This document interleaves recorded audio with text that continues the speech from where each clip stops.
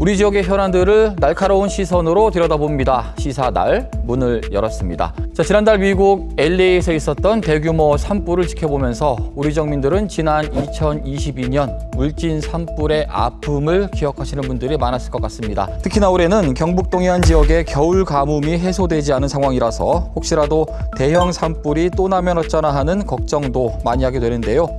자, 오늘 시사날에서는 달라지고 있는 산불의 양상을 살펴보고 대응 방법과 대책까지 다각도로 짚어보도록 하겠습니다. 오늘 세 분과 이야기 나눠봅니다. 녹색연합 서재철 전문위원 자리하셨습니다. 반갑습니다. 전주대 김동현 소방안전공학과 교수 함께합니다. 네, 반갑습니다.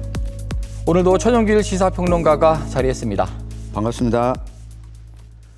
자, 과거에도 이렇게 산불이 많았나, 더 나아가서는 대형 산불이 많았나 싶을 정도로 최근 4, 5년의 상황을 보면은 산불이 굉장히 빈번했다라는 느끼시는 분들이 굉장히 많을 것 같습니다. 실제 산불의 현황은 어땠는지부터 먼저 짚어보도록 하겠습니다. 천욱이 평론가? 네, 이 대형 산불이라고 하면 피해 면적이 100헥타르 이상 되거나 또는 진화하는데 24시간 이상 걸리는 산불을 말하는데요.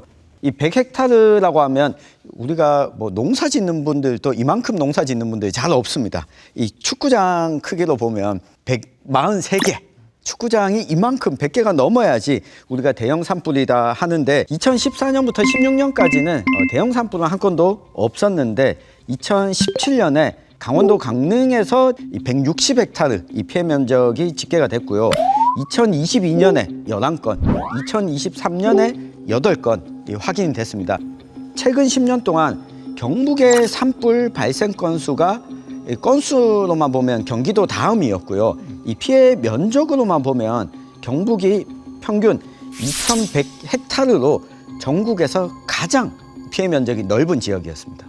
교수님, 과거와 비교해서 산불의 양상이 많이 바뀌어가고 있다고 하더라고요. 어떤 점들이 바뀌어가고 있을까요? 네, 맞습니다. 예전에는 저희가 대형 산불이라고 하면은 30헥타르를 규모로 잡았는데 2000년 동해안 산불 나면서 100헥타르 이상을 대형 산불이라고 정의를 새롭게 했고요. 이번에는 이제 대형 산불 가지고도 그 규모가 짐작이 안 되기 때문에 초대형 산불이라는 단어를 쓰기 시작했습니다. 이번에 LA 산불에서도 초대형 산불이라는 말을 쓰기가 너무 작을 만큼 피해가 컸기 때문에 몬스터 파이어라는 단어를 쓰기 시작했고요.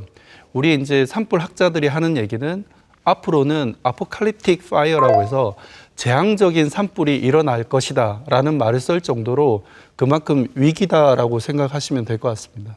많은 전문가들이 산불이 이렇게 커지는 위험성이 기후변화와 연결되어 있다는 이야기들을 많이 하시더라고요. 네. 그래서 어떤 의견이실까요? 어떤 객관적인 자료나 기상변화에 의한 기후변동이 심하게 일어나는 것은 다양한 연구 보고나 실제 사례로 나타나고 있기 때문에 그거를 이제 부정할 수는 없을 것 같고요. 이제는 기후변화가 아니라 산불에 있어서만큼은 기후위기다라는 말을 써야 할 것 같습니다. LA 산불 같은 경우에는 언제 위험하냐면 여름철이 위험합니다. LA는 건조하기 때문에요.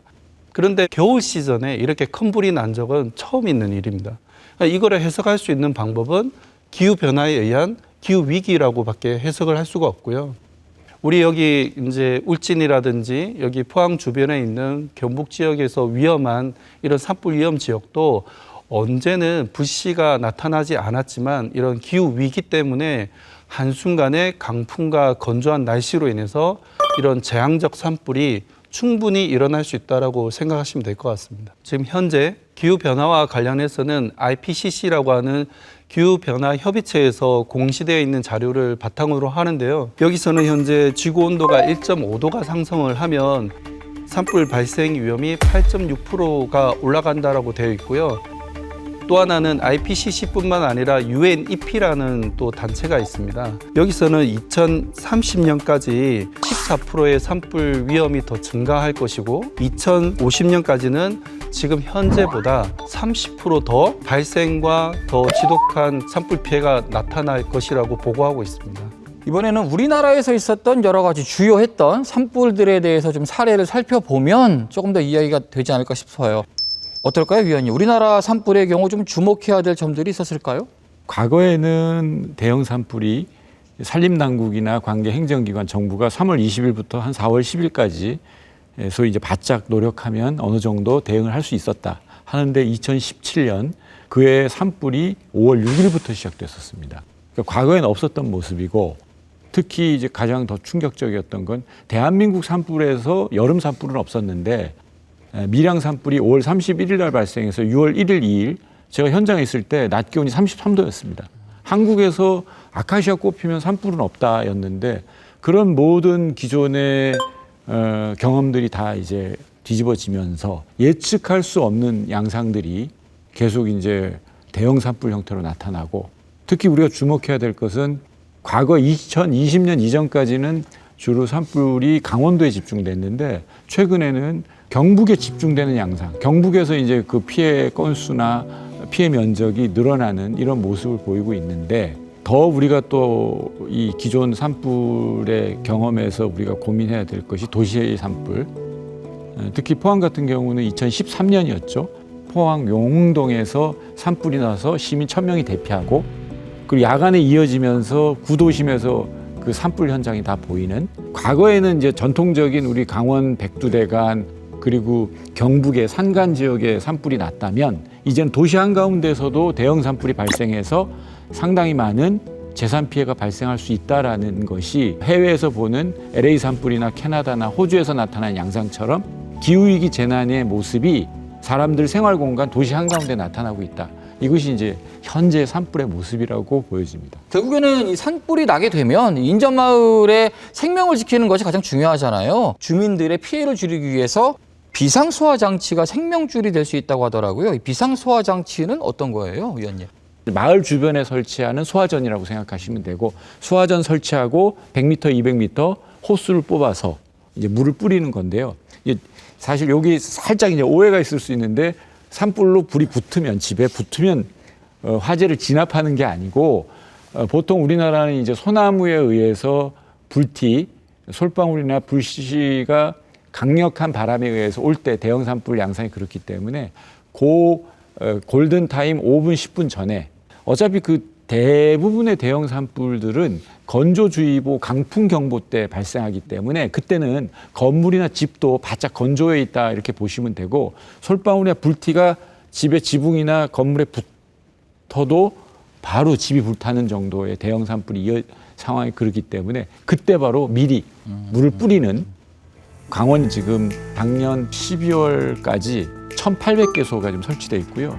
강원도 최북단인 고성부터 해서 맨 밑에 삼척까지 많이 설치가 됐는데 안타까운 건 우리 경북 지역이 좀 민망할 정도로 아직 설치가 안 됐고 경북에서는 그나마 경주가 한 110개소고 포항 같은 경우는 저희가 볼 때 위험 요소가 많은데 30개소도 설치가 안 돼 있을 정도고 저희가 볼 때는 앞으로 경북 지역의 웬만한 산림 밀도가 평균 한 50%가 넘고 소나무 밀도가 또 한 30-40% 되는 데는 최소한 200개소씩은 설치해야 산불이 발생해도 주민들의 피해를 막을 수 있다 이렇게 보여집니다. 말씀하신 내용을 들여다보면은 문제는 강원도에 비해서 우리 경상북도가 설치율이 굉장히 낮은 것 아니냐라는 생각이 들거든요. 실제적으로 현장은 어떤지 우리 시사날 제작진이 다녀왔습니다. 함께 만나보시죠.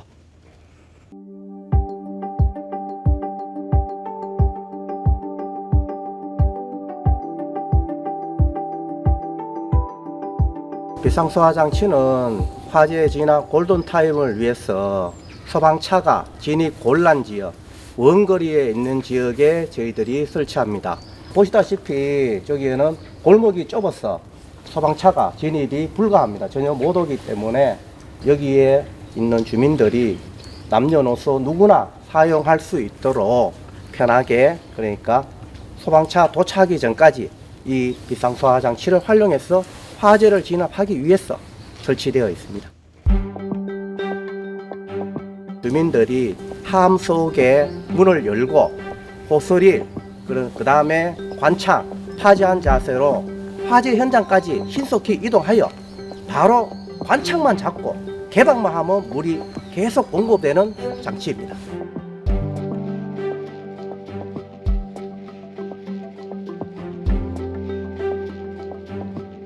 작년에 포항 저희들 관내 그리고 용흥동에 비상소화장치 소방차 진입 불가 지역에 설치되어 있었습니다. 그 지역의 이웃 주민이 화재를 발견하고 비상소화 장치를 사용하여 우리 소방차가 진입하기 전에 신속히 화재를 진압한 사례가 있습니다.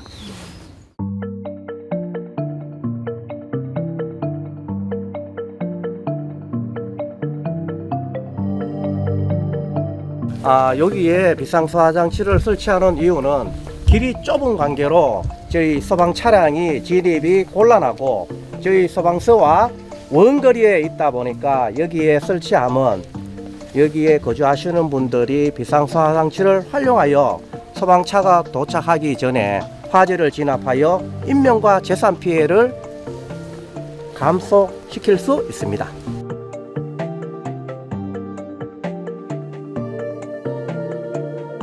여기 뒤에 숲이 보이는데 저것도 설치 원인의 한 가지로 꼽힐까요? 여기 비상소화 장치를 설치하지 않으면 화재 확산으로 대밭이나 인근 산으로 연소 확산되어 큰 피해로 이어질 수 있습니다. 저희 소방서에는 현재 주거지역에 26곳, 전통시장에 19곳, 산림 인접 부근에 7개, 총 52개가 설치되어 있으며 올해 추가로 2개소를 더 설치할 예정이고 저희 소방공무원들이 비상소화 장치를 원활하게 정상적으로 사용하기 위해서 매주 1회 이상 점검을 실시하고 있습니다.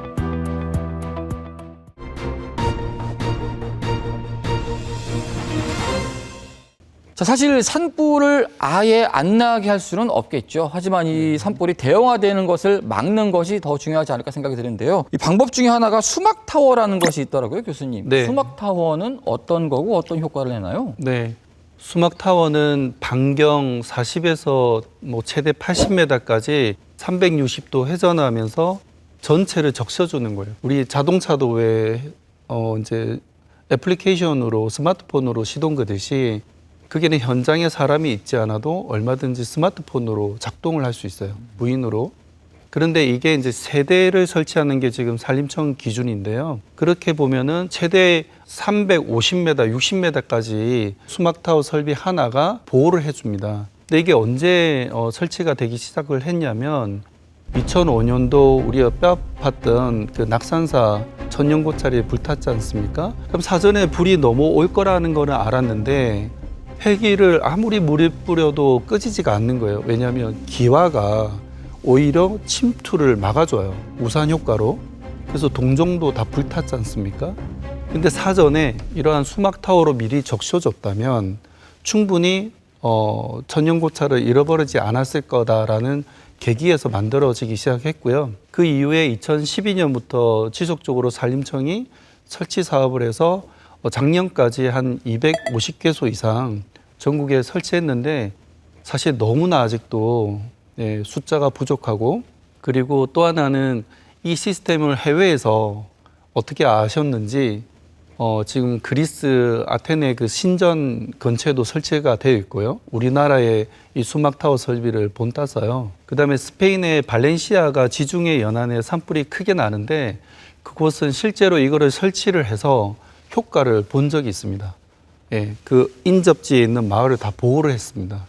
그래서 이러한 시설들이 검증이 됐고 했기 때문에 앞으로 좀 적정한 특히 산불 위험이 큰 산림인접지 마을을 보호하는데 많이 좀 확산되는 게 좋지 않나라는 생각인데요. 교수님, 그러면 이 수막타워가 2005년에 이후부터 설치하기 시작했는데 지금 한 250개 정도면 얼마나 비싸길래 이렇게 설치율이 떨어지는 건지, 뭐 예산이 네. 그렇게 비싸지 않다면 충분히 지역에서도 지자체에서도 적극적으로 좀 네. 설치할 수 있을 것 같은데요. 정확한 지적이시고요. 2005년 산불로 인해서 만들어졌지만 시범 사업을 한 거는 2012년도에 시작을 했습니다. 근데 그때 예산이 3개를 설치하는데 기재부 예산으로 1억 5천만 원이었어요. 근데 지금 이제 10년이 지났잖아요. 똑같이 1억 5천만 원입니다. 그래서 어떤 지금 상황이냐면 그 3개를 설치를 못하는 예산이 되다 보니까 하나만 설치하는 거예요.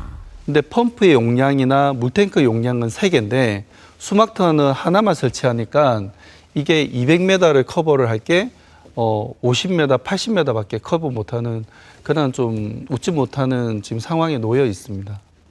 우리나라의 아이디어와 기술로 만들어졌고 네. 외국에서는 이 기술을 채용해서 실질적으로 큰 효과를 보고 있는데 우리나라는 예산 문제 때문에 이 부분에 대해서 더욱더 이게 지금 만들어가지 못하고 있는 상황이 참 어떻게 생각해야 될지 모르겠습니다. 지금 이 수막타워 개념을 근간으로 한 것이 또 절실히 필요한 것이 국가 중요 시설입니다. 맞습니다. 22년 우리 울진 삼척 산불 때 뼈아픈 것이 3월 4일 날 11시에 불이 났는데 그 주불의 방향이 하필이면 원자력 발전소로 쭉 들어가서 그날 모든 진화 헬기가 장비, 국가 총동화했던 소방 장비가 전부 원전 주변을 맞습니다. 에워쌌는데 네. 만약에 2000년 동해안 산불 때도 원전 위기가 있어서 산업부나 울진 원전 측에서 지금 말씀하셨던 수막타워 개념의 그 울타리 주변에 설치를 했다면 네. 울진 산불의 양상이 전혀 달라졌을 네. 것이고 지금 이제 국가적으로 울진 원전 이외에 전국에 있는 원전 그리고 가스 비축기지, 석유 비축기지 또 이런 시설들이 해필이면 산을 에워쌌는데 그 주변 산지가 다 소나무인 경우 많고요. 또 하나 우리 이제 군에서 관리하고 있는 탄약 비축기지, 맞습니다. 예, 거기도 산불 나면 이 워낙 고열이기 때문에 울타리 주변에 지금 말씀하셨던 수막타워를 비롯해서 그런 근간이 되는 시설을 설치해 놓으면 진화 자원이 과도하게 들어가지 않아도 불이 거기서 한번 차단되는 효과가 있기 때문에 국가적 차원에서는 중요한 국가적인 자산도 지키고 네. 산불의 특정 지역의 진화의 어떤 소요가 집중돼서 다른 지역에 산불이 났을 때 허둥지둥 되는 것도 막을 수 있는 네. 아주 중요한 접근 방법이라고 생각합니다. 위원님 말씀에 이제 수막타워 시설은 하나의 인프라 시설이라서 고정식입니다. 근데 그거 말고 이제 비어 있는 그런 취약한 곳에 그러면 이동식으로 하나를 설치를 해놓고 위험 시즌에만 그렇게 하면은 더 효과적이고 이제 예산도 절약할 수가 있는데요. 이번 LA 산불에서도 이제 전기 시설 송전선에서 불이 났듯이 예전에 강원도 동해안 같은 경우에는 이제 풍도에 노출돼 있는 풍도가 뭐냐면은 바람길이거든요. 근데 이 바람길이 여기는 바람이 많이 분다라는 거는 그 마을 지역 마을 주민뿐만 아니라 모든 사람들이 다 알고 있습니다. 그렇다고 하면 그런 곳이나 문화재 지역이나 이런 곳에 기관 시설을 할 예산이 없다고 하면 이동형 그런 수막 설비를 이렇게 비치를 해 놓으면 그것도 꽤 큰 효과가 있으리라고 생각을 합니다. 조금 더 나아가서 다른 기술이나 장비들은 어떤가 궁금해요. 사실 지금 이야기 나왔던 수막타워의 경우에는 효과는 좋은데 예산에 대한 문제, 이 부분은 우리가 조금 숙제로 남겨놓더라도 네. 현재 우리가 조금 사용할 수 있거나 효과적으로 효과를 보고 있는 장비나 기술들은 어떤 것들이 있을까요? 두 분께 좀 들어볼까요? 어쨌든 우리나라 대형 산불은 지상 진화보다는 헬기, 그 헬기도 특히 헬기로 산불을 진화하는 비율이 뭐 8, 90%고 거의 지금 대형 산불 나면 헬기 보내주세요가 기본적인 해법인데 문제는 이제 헬기는 많은 장점에도 불구하고 하천이나 호수가 발생지에 가까이 있어야 되기 때문에 서울의 인왕산 산불이 발생했을 때 한강 6km까지 헬기가 갔다 와야 되기 때문에 헬기 대수가 10대 있는 것보다 가까운 1km 안에 물을 뜰 수 있는 곳이 있어야 되는데 최근에 그래서 산림당국에서 개발한 부분들이 인공 담수지라고 해서요. 우리 지금 여름철에 어린이집이나 그 유치원에 물놀이 가 설치하는 그런 정도 지름이 뭐 한 10m 안 되고 그리고 헬기가 뜨고 내릴 정도 위치에 그 정도 물을 받아 놓을 수 있으면 헬기가 가까이 와서 물을 떠서 진화할 수 있는 인공담수지가 지금 산림청에서 보급을 많이 하려고 하는데 사실 그 인공담수지 설치 위치나 이것에 대한 지원은 해당 시군에서 해야 되기 때문에 저는 앞으로 여전히 우리가 헬기 진화가 산불 진화의 주 수단이라면 앞으로 인공담수지의 확대 보급도 중요할 것 같습니다. 헬기 진화는 아주 강력한 진화 수단이고 공격적인 진화 수단인데 헬기의 단점이 뭐냐면 1시간 동안 이렇게 물 뿌릴 수 있는 횟수가 2.5회밖에 되지가 않고요. 왜냐하면 물을 기르러 갔다가 담았다가 또 오는데 걸리는 시간이 있고 또 2시간 비행을 하면 또 랜딩을 해서 점검을 해야 됩니다. 기름도 채워놓고 그 사이에 또 불은 물 뿌리지 않은 곳으로 또 번지겠죠. 그래서 이제 진화 전략을 산림청에서는 어떻게 하냐면 헬기 진화는 주불 진화로 합니다. 화두를 잡는 거죠. 그러면 마을에 불이 났을 때 헬기로 그 많은 물을 마을에 뿌리면 마을을 안 타지 않을까라는 생각을 하실 텐데 그건 아주 위험한 방법이 될 수가 있는 게 헬기에서 그 거대한 3톤 또는 8톤의 물이 뿌려지면 집이 다 부서집니다. 두 번째는 그게 혹시나 마을에 주민이 남아있다고 하면 큰일 납니다. 그래서 기본적으로 헬기로는 인접지 주변의 마을에 직접 물을 뿌리지가 않습니다. 예, 그래서 아마 현장에 계시는 분들은 왜 우리 마을에 헬기가 있는데 안 뿌려주나, 이거는 안전하고 효과적으로 하기 위해서 오히려 더 안 하고 있는 상황이고요. 그렇다면 그러면 우리 마을에 있는 집들은 누가 지키나라고 했을 때 어떤 경우가 있었냐면 소방차 같은 경우에는 농로에 잘못 들어가게 되면 폭이 맞지 않아서 다시 후진해서 나와야 되는데 어떤 때는 대피하는 차를 막는 효과도 안 좋은 일도 일어나는 거죠. 근데 이제 마을 주민들이 보기에 왜 우리 마을에는 소방차가 왜 안 들어오냐라고 발을 동동 구를 수가 있는 거죠.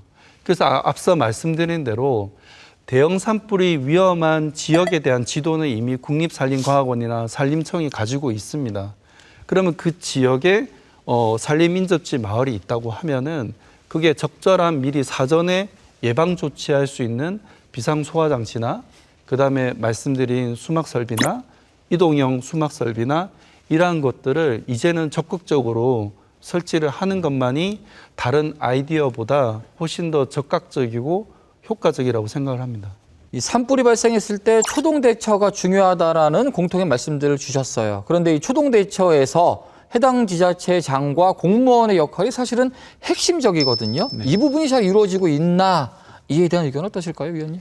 네, 이게 저는 사실은 아주 중요하다고 생각하고요. 왜냐하면 산불 발생 자체를 우리가 원천적으로 막을 수는 없습니다. 그러나 예방의 수준을 어느 정도까지 우리가 최선을 다하느냐에 따라서 상당히 초동, 소위 이제 골든타임에 네. 즉응 대응을 할 수 있기 때문에 즉각 대응. 그런 측면에서는 참 죄송한 말씀이지만 시장 군수님과 시도지사님들이 지금 일기예보가 거의 우리가 낸 세금으로 선진국 수준에 뒤지지 않기 때문에 건조특보에 강풍주의보가 떨어지면 모든 업무를 좀 이렇게 내려놓으시고 집무실에서 비상상황 대기를 하고, 그리고 지금은 대형 산불 발생하면 3단계 국가 총동원령이 떨어지면 해당 시군의 모든 직원들, 근데 문제는 그분들이 현장에 나오시는데 사실은 솔직히 대형 산불 터지고 나면 직접 할 일이 별로 없으세요. 그런데 이제 문제는 건조주의보 강풍 경보 뜰 때 이제 산불 위험이 아주 높아졌을 때 그때 인원을 나눠서 관내 지역에 요즘은 모든 직원들이 승용차를 갖고 있으니까 산불 방지 로고 스티커 붙이고 산촌 인접마을에 돌아다니면 발생도 줄이고 긴장도 서로 나눠서 되고, 그리고 발생하더라도 신고 체계가 훨씬 다르기 때문에 지금은 저 개인적으로는 대한민국 시도지사 중에 우리 이철우 경북지사님이 저를 가장 산불이나 산사태에 적극 대응하시는데 20년에는 불타는데 조금 뭐 회식 논란도 있었고 23년도에는 강원지사가 또 골프 논란도 있었는데 경북 같은 경우는 지금 지사님이 비상 상황 되면 과도하고 철저하게 메시지를 하면서 직접 나서시는데 그런 것들이 일선 시군에도 경북 전체의 시군에도 좀 기본적인 문화 이상의 대응 태세로 갔으면 좋겠다. 교수님, 이 산불에 대응하는데 사실 마을마다 가지고 있는, 지역마다 가지고 있는 조건들이 다르잖아요. 네. 그렇기 때문에 맞춤형 대응이 필요하다, 그런 방안들이 필요하다는 말씀을 주셨더라고요. 어떤 이야기일까요? 이 불이라는 거는 탈 것과 그다음에 산소, 그다음에 계속 이제 이어지는 이제 열들로 이렇게 생물처럼 움직이는데 여기에 덧붙여서 강한 바람이 불면 그 생물체가 더 커지는 거죠. 근데 그 커질 때 그러면 뭐 산소를 차단을 한다? 이러면 건축물은 할 수 있죠. 그런데 야외에 있는 산림을 할 수가 없고 연료 물질을 제거한다? 그거는 가능하죠. 그래서 이제 산림청 같은 경우에는 내화 수림대나 일정 간격을 이제 벌채를 해서 공간을 만드는 확보를 하는데, 그럼 그거를 이제 지역 마을마다 특성을 반영을 해서 여기는 내화 수림대를 어느 정도 간벌을 하는 게 좋겠다. 그리고 여기는 그걸로는 좀 부족하니까 그런 비상 소화 시설이라든지 그다음에 수막 설비를 해야 되겠다. 이러한 판단들을 하는 게 필요하고요. 지금 우리가 산불에 강한 마을 만들기라는 프로그램을 행안부에 또 하고 있기 때문에 제가 이제 평가를 가보면 야, 정말 여기는 불이 난다 하더라도 피해가 제로인 곳이 보이더라고요. 어떤 마을에 좋은 점수를 주셨고 예방이 좀 좋을 것이다라고 이야기하는지 좀 찝어서 말씀해 주면 좋을 것 같습니다. 그 마을 주민이나 이제 지자체의 그 산불 담당하는 공무원들의 활동하는 프로그램을 보면 정말 마을 주민하고 협의체가 잘 이루어져 있고 마을 지역 주변 위험한 지역들을 다 없앤다든지 그다음에 이제 봄철이 되면 농산물이나 폐기물 소각을 많이 하지 않습니까? 그걸 거의 제로로 하는 경우도 되게 많고요. 미리 지자체에 신고를 해서 그걸 수거하게끔 그런 프로그램이 잘 되어 있고 마을 주민 한 분 한 분이 그냥 거의 산불 공무원이시더라고요. 그럼 당연히 점수를 잘 줄 수밖에 없죠. 그러한 이제 지역 단위의 그런 예산이라든지 뭐 산림청 차원의 진화 인력을 많이 투입하는 인프라도 중요하지만 그런 정책에 맞게끔 마을 주민들의 의식이 되게 중요하고요. 제가 좀 하나 걱정되는 거는 이제 유네스코 문화유산인 양동마을이 있지 않습니까? 근데 양동마을의 그 지붕이 다 초가 지붕이에요. 그리고 그 주변에는 또 소나무가 있습니다. 여기에 불이 난다고 하면 이 유네스코 양동마을이 크게 위험하겠다라는 생각이 들더라고요. 그렇다고 하면 여기는 여기 특성에 맞게끔 어떤 거를 좀 예방을 하고 조치를 하지? 라는 거에 대한 고민이 담겨져 있어서 그게 계획의 실행에 옮겨져야지만 불이 나더라도 그 피해를 현격하게 줄일 수 있다. 그래서 결론은 뭐냐? 마을과 그 지자체 공무원과 정부에서 정한 예산을 최적화시켜서 효율적으로 프로그램을 운영을 하고 그게 관련돼 있는 인센티브를 직접 주고 그러면은 좀 보다 불이 나더라도 좀 큰 스트레스나 아니면 피해가 없이 이렇게 지나가지 않을까 하는 생각입니다. 여러 가지 정책들에 대한 이야기를 나눠봤는데요. 끝으로 산불 정책에 대해서 어떤 것들이 더 필요한지 더불어서 인접지역 주민들과 우리 시민들은 어떤 인식을 가지고 있는 게 좋을 것인지 이 이야기를 들으면서 오늘 이야기 정리하도록 하겠습니다. 먼저 천옥기 평론가. 네, 저는 오늘 나왔던 이야기와 조금은 다른 이야기를 하나 좀 드릴까 합니다. 작년에 국립과학수사연구원이 이 화재 사고 사례 분석 이 보고서를 하나 낸 게 있는데요. 2020년 양산 그리고 부산, 2024년 김천에서 송전선로가 지나가는 곳에 이 산불이 일어난 사례를 분석한 내용이었습니다. 우리가 진화하고 대응하는 것도 필요하겠지만 산림을 어떻게 손을 대거나 개발하게 되면 산불로 이어질 수 있다라고 하는 것도 분명히 좀 인지를 하고 이 개발 정책에 있어서도 제동을 좀 걸어야겠습니다. 이 대형 산불이라는 거는 이제는 변수가 아니라 이제 우리가 늘 이제 준비해야 되는 상수가 됐다라는 말씀을 드리고 싶고요. 이제는 제대로 돼 있는 인프라 시설, 그다음에 마을 주민과의 공조, 그다음에 예방적인 활동들에 대한 좀 효과적인 거를 마을 단위로 잘 준비가 된다고 하면은 좀 더 객관적으로 봐도 산불 위험이 줄어들고 그 산불이 난다 하더라도 그 피해가 많이 경감될 것으로 생각을 합니다. 3월 넘어가게 되면 우리 경북 동해안도 현재 안심할 수 없는 상황이고 올 봄이 끝날 때까지 산불에 대해서 안전한 우리 경북 동해안이 되기 위해서 경북도지사님이 재난에 항상 주문하시는 것처럼 행정부터 과도하고 철저하게 대응하자. 양치기 소년을 두려워하지 말고 포항, 경주, 영덕, 울진, 울릉까지 올 시즌 산불 때 공무원들이 조금 더 노력해 주시고 시민들도 경각심을 가져서 과거와 같은 피해가 줄어들 수 있도록 대비하는 거, 그게 정답인 것 같습니다. 네. 자, 지난 10여 년을 살펴보면은요, 산불 발생의 57%, 그리고 피해 면적의 95%가 봄철에 집중됐다고 합니다. 부디 올 봄에는 산불 피해, 대형 산불에 대한 뉴스를 안 보기 바라겠고요. 보다 더 적극적인 대책 마련과 함께 우리 시민분들의 경각심이 필요할 것 같습니다. 오늘 시사날은 여기까지입니다. 함께해 주신 여러분 고맙습니다.